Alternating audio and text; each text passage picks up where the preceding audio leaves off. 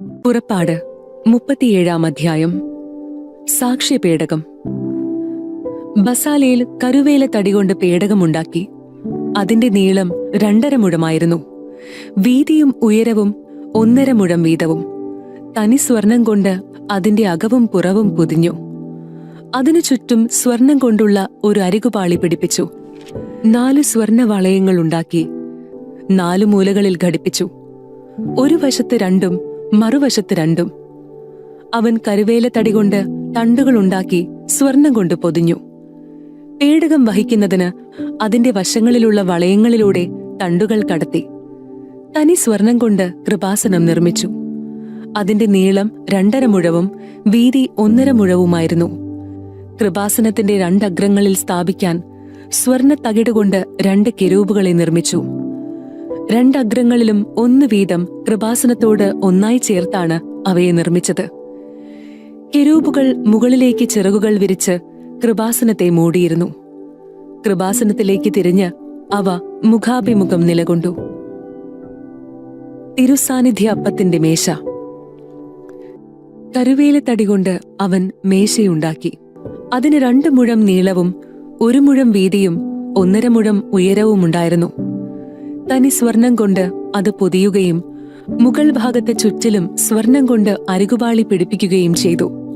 അതിനു ചുറ്റും കൈപ്പത്തിയുടെ വീതിയിൽ ഒരു ചട്ടവും ചട്ടത്തിനു ചുറ്റും സ്വർണം കൊണ്ട് അരികുപാളിയും പിടിപ്പിച്ചു. അവൻ 4 സ്വർണ വളയങ്ങൾ നിർമ്മിച്ച് അവ മേശയുടെ 4 കാലുകളിൽ ഘടിപ്പിച്ചു.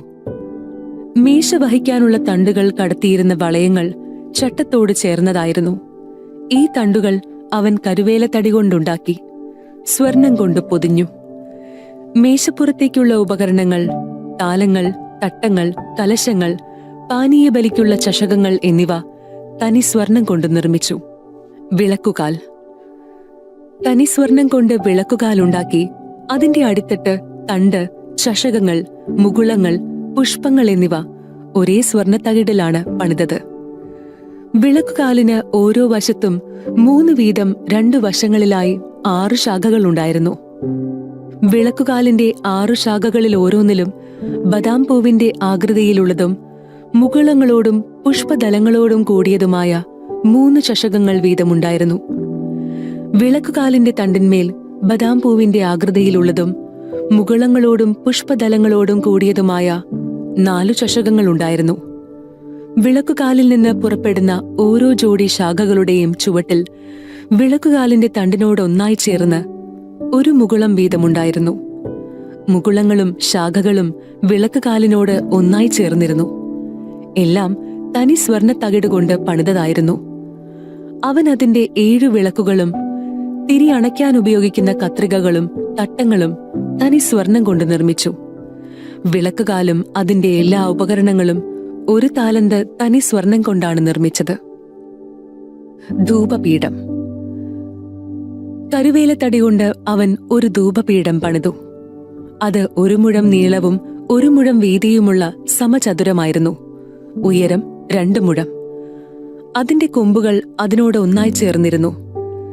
തനി സ്വർണം കൊണ്ട് അവൻ അതിന്റെ മുകൾ ഭാഗവും വശങ്ങളും കൊമ്പുകളും പൊതിഞ്ഞു.